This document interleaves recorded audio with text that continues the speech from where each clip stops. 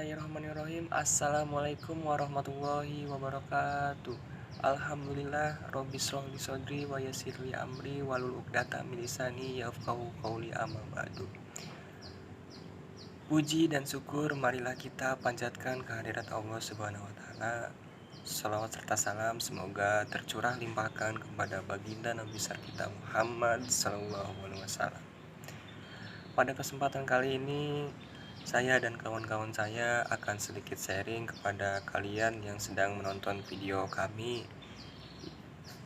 Saya dan kawan-kawan saya akan sedikit sharing tentang materi balance score.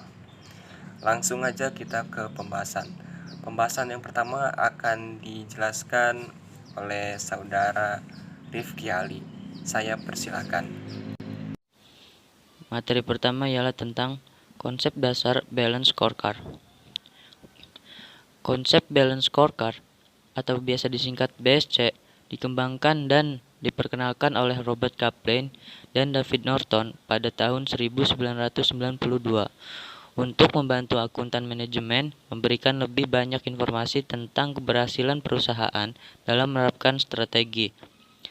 Dengan menerapkan balance scorecard, akuntan manajemen dapat melakukan lebih dari memprediksi keuntungan atau memberikan informasi untuk keputusan tentang harga produk atau membeli peralatan baru. Balance scorecard juga memberikan informasi untuk membantu manajer dan investor menilai seberapa dekat perusahaan bergerak mencapai berbagai tujuan dan sasarannya. Balance scorecard merupakan sistem manajemen strategis yang menerjemahkan visi dan strategi organisasi ke dalam tujuan dan ukuran operasionalnya. Balance scorecard adalah suatu mekanisme sistem manajemen yang mampu menerjemahkan visi dan strategi organisasi ke dalam tindakan nyata di lapangan. Balance scorecard adalah salah satu alat manajemen yang terbukti telah membantu banyak perusahaan dalam mengimplementasikan strategi bisnisnya. Balance scorecard terdiri dari dua kata. Yang pertama kartu skor atau scorecard, dan yang kedua berimbang atau balance. Kartu skor di sini adalah kartu yang digunakan untuk mencatat skor hasil kinerja perusahaan. Kartu skor juga dapat digunakan untuk merencanakan skor yang hendak diwujudkan di masa depan. Melalui kartu ini, skor yang hendak diwujudkan perusahaan di masa depan dibandingkan dengan hasil kinerja sesungguhnya. Hasil perbandingan ini digunakan untuk melakukan evaluasi atas kinerja perusahaan diukur serta berimbang dari dua aspek keuangan dan non-keuangan, jangka pendek dan jangka panjang maupun internal dan eksternalnya. Kedua, keseimbangan atau balance di sini menunjukkan pada adanya kesetimbangan pada perspektif yang akan diukur antara perspektif keuangan dan perspektif non-keuangan sebagai berikut. Yang pertama, perspektif pelanggan, yaitu untuk menjawab pertanyaan bagaimana customer memandang perusahaan. Yang kedua, perspektif internal, untuk menjawab pertanyaan pada bidang apa perusahaan memiliki keahlian. Yang ketiga, perspektif inovasi dan pembelajaran, untuk menjawab pertanyaan apakah perusahaan mampu berkelanjutan dan menciptakan value. Selanjutnya, perspektif keuangan, untuk menjawab pertanyaan bagaimana perusahaan memandang pemegang saham. BSC memiliki beberapa keunggulan yang tidak dimiliki sistem strategi manajemen tradisional. Strategi manajemen tradisional hanya mengukur kinerja organisasi dari sisi keuangan saja dan lebih menitik beratkan pengukuran pada hal-hal yang bersifat tangible.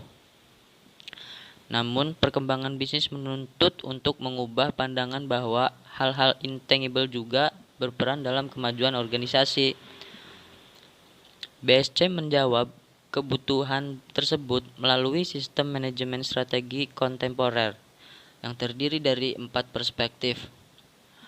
Keunggulan pendekatan BSC dalam sistem perencanaan strategis adalah mampu menghasilkan rencana strategis yang memiliki karakteristik sebagai berikut. Yang pertama, komprehensif. Yang kedua, koheren. Yang ketiga, seimbang. Dan yang keempat, terukur. Dan yang terakhir, pengukuran kinerja. Perusahaan yang menggunakan pendekatan kinerja tradisional di era perekonomian saat ini sudah tidak efektif karena hanya menilai dari segi keuangan, sedangkan kondisi pada non-keuangan belum terpenuhi dan tidak difokuskan penyebab dan dampaknya untuk kelangsungan perusahaan. Balance scorecard merupakan suatu skor yang digunakan untuk merencanakan skor yang hendak diwujudkan oleh seorang di masa depan. Dan untuk mencatat skor hasil kinerja yang sesungguhnya dicapai oleh seseorang berdasarkan pengalaman dalam perusahaan yang mengimplementasikan balance scorecard itu sendiri. Diketahui bahwa terjadi perbaikan kinerja perusahaan dari tahun ke tahun. Hal ini disebabkan karena seluruh karyawan di dalam perusahaan mengerti secara jelas bahwa aktivitas yang mereka lakukan berpengaruh terhadap keberhasilan atau pencapaian visi, misi, serta strategi perusahaan. Kaplan dan Norton pada tahun 1992 menyatakan bahwa strategi yang berhasil itu mencakup 4 perspektif. Yang pertama, perspektif keuangan, yaitu menggunakan menggunakan ukuran kerja keuangan seperti laba bersih dan pendapatan. Yang kedua, perspektif pelanggan, yaitu mempertimbangkan kepuasan pelanggan dan beberapa baik perusahaan bersaing melawan pelanggan pesaingnya dalam memenuhi kepuasan pelanggan. Yang ketiga, perspektif proses bisnis internal, yaitu mempertimbangkan beberapa baik perusahaan mengembangkan, memproduksi, menyerahkan produk dan jasa. Yang terakhir yaitu perspektif pembelajaran dan pertumbuhan, mengevaluasi kemampuan karyawan untuk berubah dan melakukan perbaikan diri. Scorecard memiliki beberapa kegunaan, yaitu untuk mengklarifikasi dan menghasilkan konsensus tentang strategi, menyelaraskan berbagai tujuan departemen dan pribadi dengan strategi perusahaan, mengaitkan beberapa tujuan strategi dan sasaran jangka panjang dan anggaran tahunan, mengidentifikasi dan menyelaraskan berbagai inisiatif strategi, mendapatkan umpan balik yang dibutuhkan untuk mempelajari dan memperbaiki strategi itu sendiri. Pada dasarnya, pengembangan balance scorecard baik pada sektor swasta maupun publik diwujudkan untuk memberikan kepuasan bagi para pelanggan. Cuman perbedaannya dapat dilihat dari tujuan maupun dari pihak-pihak yang berkepentingan saja. Penerapan balance scorecard pada sektor bisnis dimaksudkan untuk meningkatkan persaingan, sedangkan untuk sektor publik lebih menekankan pada visi, misi, pencapaian itu sendiri. Perbedaan manajemen tradisional dan balance scorecard itu ada beberapa perbedaan. Untuk manajemen tradisional itu pengendaliannya melalui anggaran, terus berfokus pada fungsi-fungsi dalam organisasi, terus mengabaikan pengukuran kinerja atau pengukuran kinerja dilakukan secara terpisah. Terus yang terakhir, informasi fungsionalnya itu tunggal. Untuk manajemen balance scorecard, umpan balik dan pembelajaran, berfokus pada tim fungsional silang. Pengukuran kinerja tentang terintegrasi yang dilakukan berdasarkan hubungan sebab akibat. Dan yang terakhir, informasi fungsional silang dan disebarluaskan ke seluruh fungsi dalam organisasi. Oke, baik, selanjutnya itu sejarah perkembangan balance scorecard. Kaplan dan Norton mulai pada tahun 1992 mengembangkan konsep pengukuran kinerja yang dikenal dengan balance scorecard atau yang lebih singkatnya BSC sebagai koreksi atas berbagai kelemahan untuk kinerja finansial. Balance Scorecard pertama kali dikembangkan oleh Robert S. Kaplan dan David P. Norton dalam bukunya yang berjudul Translating Strategy Innovation, The Balance Scorecard. Pada awal tahun 2000, Balance Scorecard tidak hanya lagi dimanfaatkan oleh personil, manajemen, dan karyawan saja. Untuk mengelola perusahaan, Balance Scorecard memberi kerangka yang jelas bagi seluruh personel untuk menghasilkan kinerja keuangan melalui perwujudan berbagai kinerja non keuangan juga. Penggunaan teknologi informasi telah mendukung penerapan Balance Scorecard untuk dikomunikasikan seluruh personel sehingga dapat dilakukan koordinasi dalam mewujudkan berbagai sasaran strategik juga. Perusahaan yang telah ditetapkan Balance Scorecard pada tahun 2006 mulai dikembangkan mengintegrasikan dua metode, yaitu yang pertama metode manajemen strategi berbasis Balance Scorecard dan metode pengelolaan kinerja personil. Manfaat dan keunggulan Balance Scorecard. Balance Scorecard memberi manfaat bagi organisasi dalam beberapa cara. Yang pertama, menjelaskan visi organisasi. Yang kedua, menyelaraskan organisasi untuk mencapai misi. Yang ketiga, mengintegrasi perencanaan strategis dan alokasi sumber daya. Yang keempat, meningkatkan efektivitas manajemen dengan menyediakan informasi yang tepat untuk mengarahkan perubahan. 4 keunggulan yang diperoleh perusahaan dengan menerapkan Balance Scorecard. Yang pertama ada komprehensif, yang kedua ada koheren, yang ketiga ada seimbang, dan yang terakhir terukur. Selanjutnya evolusi pemikiran Balance Scorecard. Kaplan dan Norton menjelaskan bahwa BSC digunakan untuk mengukur kinerja suatu perusahaan. Kaplan dan Norton memperkenalkan 4 perspektif. Yang pertama, perspektif keuangan, yang kedua, perspektif pelanggan, yang ketiga, perspektif proses bisnis internal, dan yang terakhir, perspektif pembelajaran dan pertumbuhan.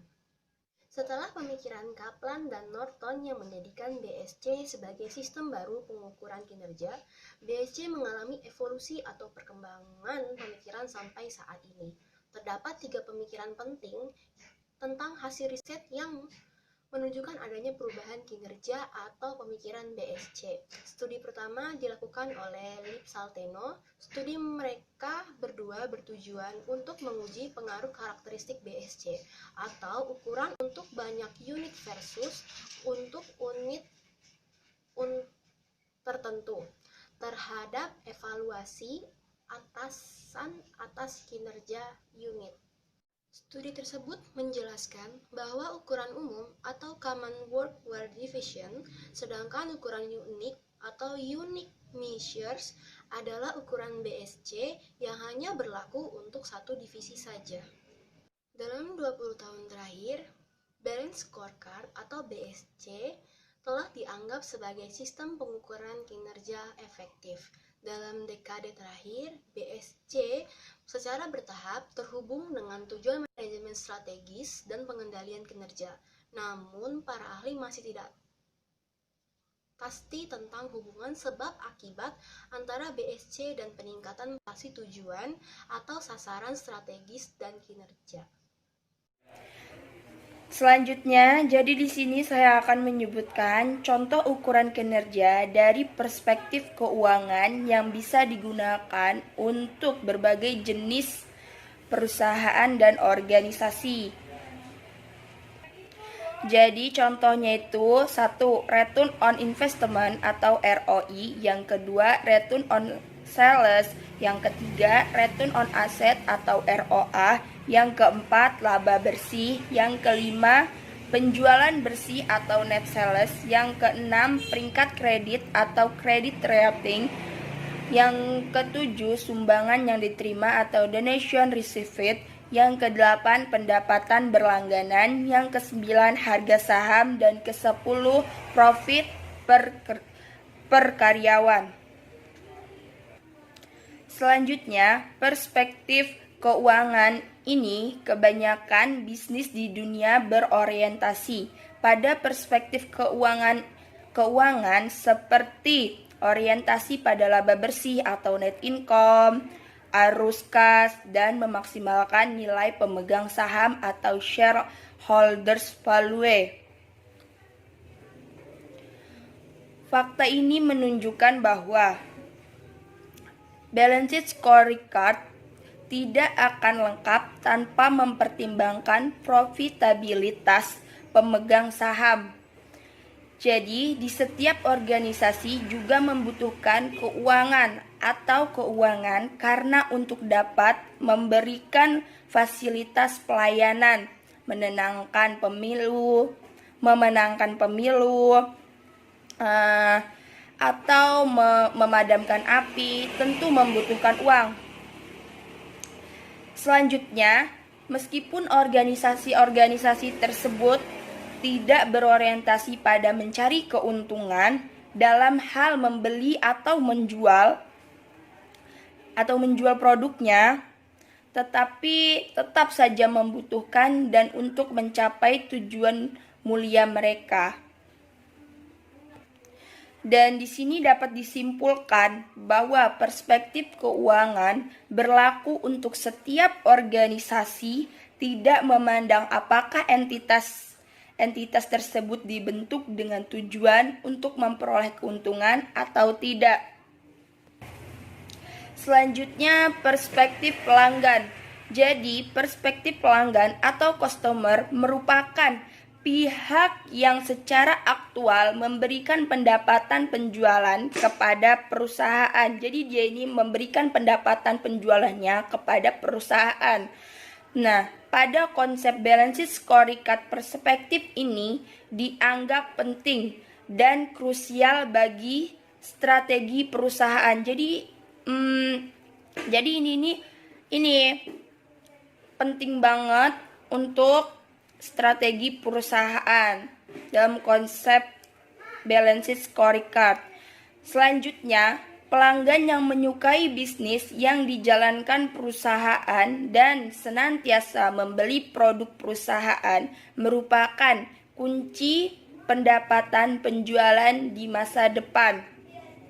Karena asosiasi yang langsung antara pelanggan dan penjual, maka sebagai konsekuensinya perusahaan hendaknya menjaga dan memperhatikan pelanggan sebagaimana perusahaan memperhatikan keuntungan mereka. Selanjutnya, perspektif proses bisnis internal.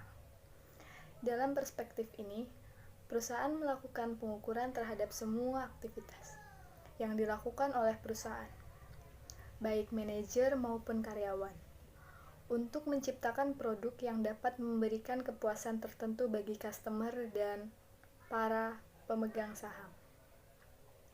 Dalam perspektif ini, perusahaan berfokus pada dua proses bisnis utama, yaitu proses inovasi dan proses operasi.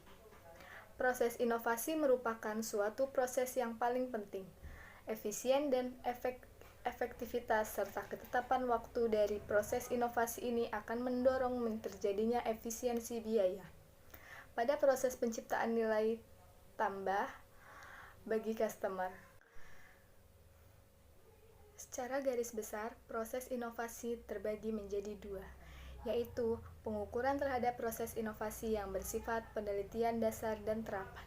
Yang kedua, pengukuran terhadap proses dan pengembangan produksi. Selanjutnya, proses operasi. Proses operasi yang dilakukan oleh tiap-tiap organisasi bisnis lebih menitik beratkan pada efisiensi, proses, konsisten, dan ketetapan waktu barang dan jasa yang diberikan pada customer. Selanjutnya, perspektif pertumbuhan dan pembelajaran. Setiap perusahaan atau organisasi mempunyai banyak hubungan dengan para stakeholder-nya, setiap pemasok, pelanggan, dan kreditur. Hubungan tersebut tidaklah bersifat statis tetapi senantiasa dinamis atau berubah seiring dengan perubahan lingkungan eksternal.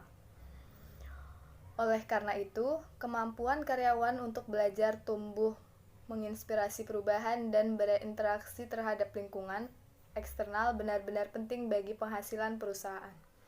Karyawan yang termotivasi dan terlatih mengetahui apa yang terjadi dan cara mengantisipasi perubahan tersebut. Perspektif ini dalam Balance Scorecard dinamakan dengan perspektif pertumbuhan dan pembelajaran. Kaplan pada tahun 1996 mengungkapkan betapa pentingnya organisasi bisnis untuk terus memperhatikan karyawannya, memantau kesejahteraan karyawan, dan meningkatkan pengetahuan karyawan. Karena dengan meningkatkan tingkat pengetahuan karyawan, akan meningkatkan pula kemampuan karyawan untuk berpartisipasi dalam mencapai ukuran ketiga perspektif di atas dan tujuan perusahaan.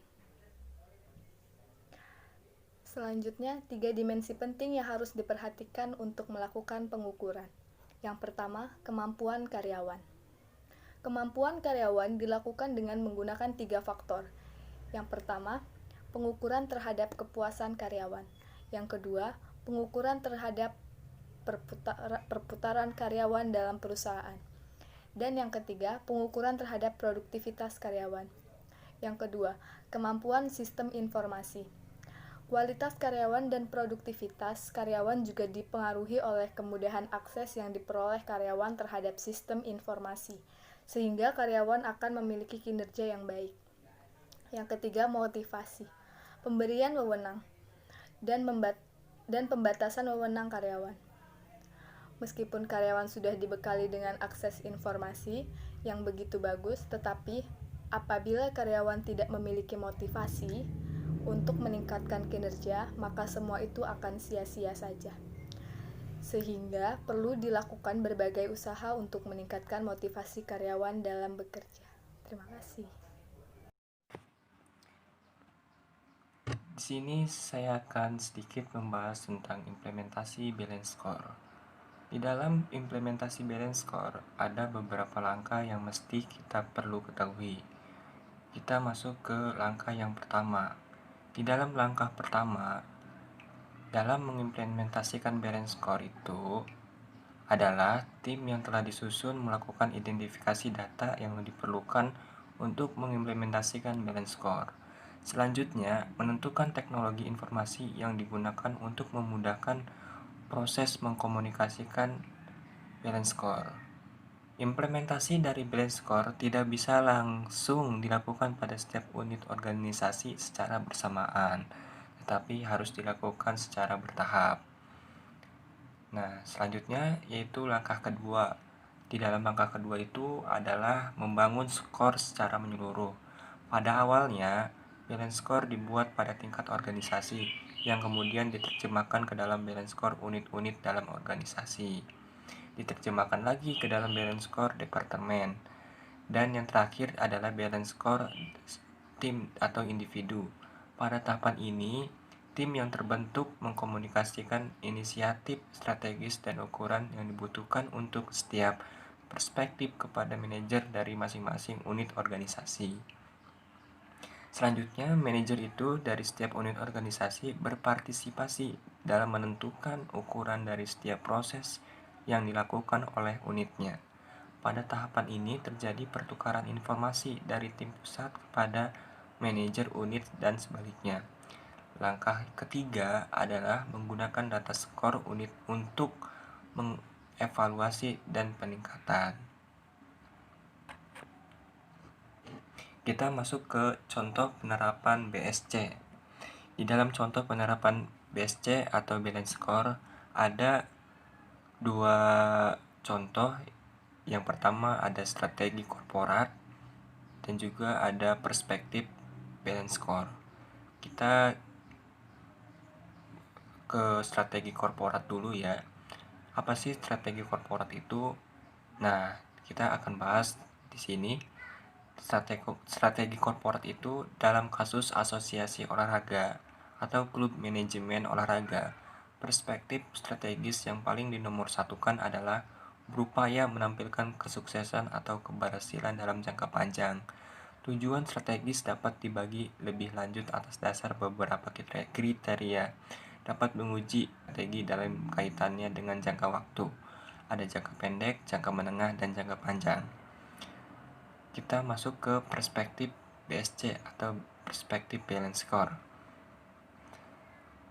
Nah, perspektif BSC itu dari klub olahraga hampir sama dengan kebanyakan skor dari perusahaan pada umumnya yang menghasilkan produk atau menyediakan layanan jasa.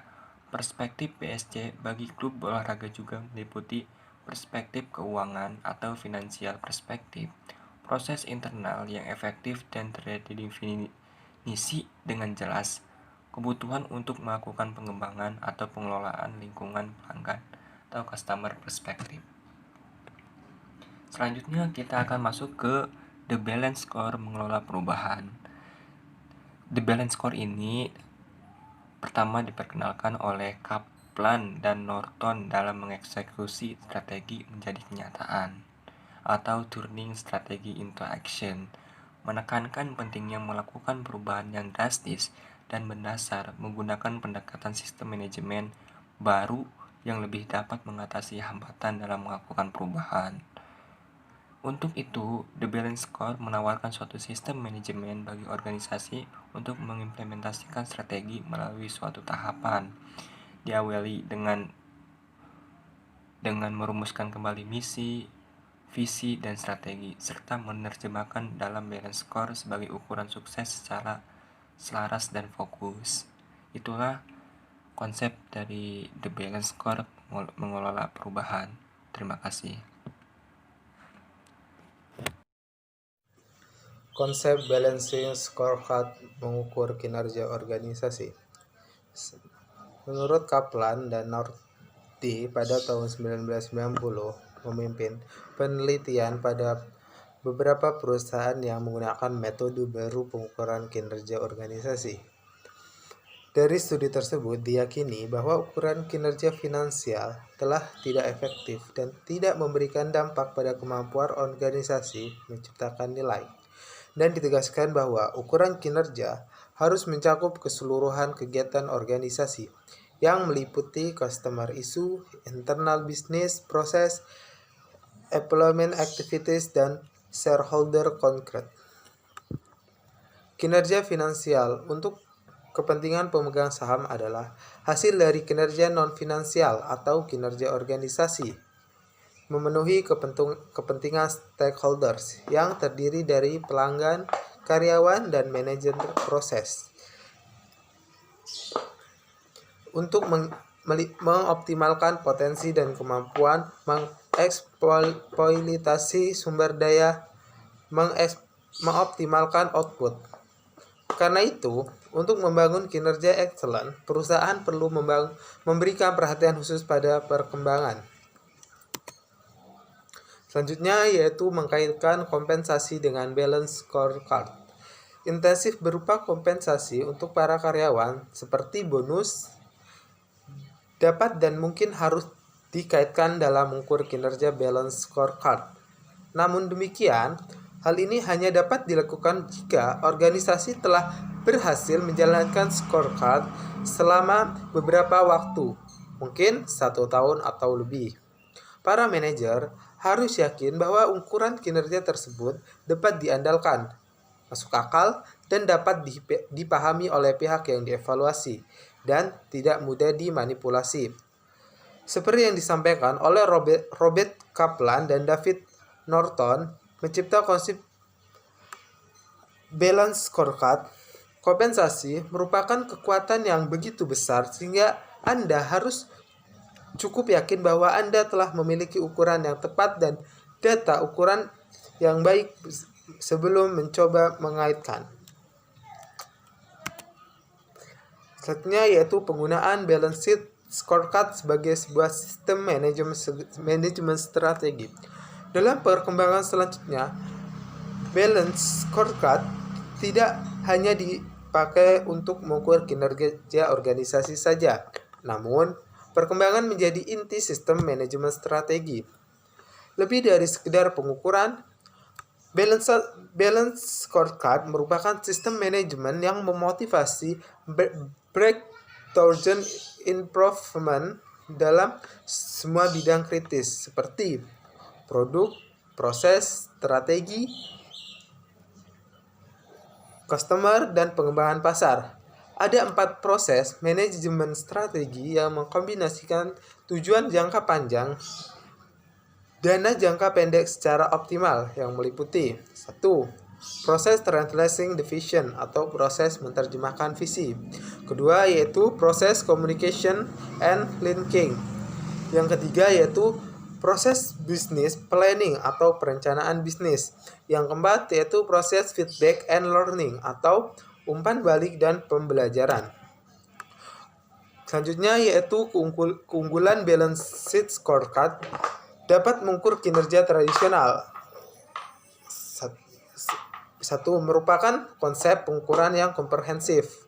Kedua, konsep yang adaptif dan responsif terhadap perubahan bisnis. Yang ketiga yaitu fokus terhadap goal menyeluruh perusahaan. Terima kasih kepada kalian semua yang sudah menonton video kami. Semoga bermanfaat. Apabila ada kesalahan-kesalahan kata, kami memohon maaf sebesar-besarnya. Assalamualaikum warahmatullahi wabarakatuh.